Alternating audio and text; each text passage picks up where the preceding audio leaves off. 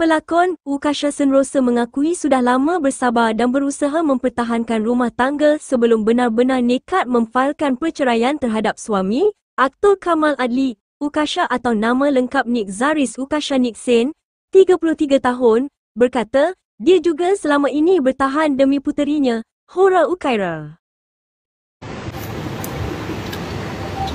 Sesatulah baca, nak baca susah ni.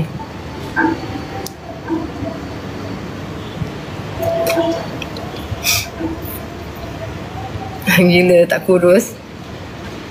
Gila tak kurus. People only judge by one-sided. When people try to be truthful, being honest, that's when kena. Entahlah. Why nowadays like that? Why nowadays like that?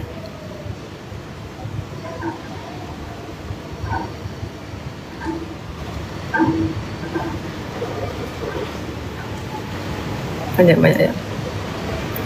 Dah terlalu masak dah. Terlampau masak dah. I mean like up to you guys. Okay, I tak cakap pun I nak buka aib sesiapa. Mata I layu sebab I nangis. I just got back from mahkamah syariah tadi. Okay.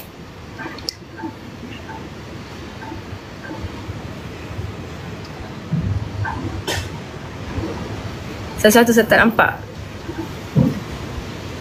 It is dugaan, ya. Dugaan untuk saya. Bahagian saya.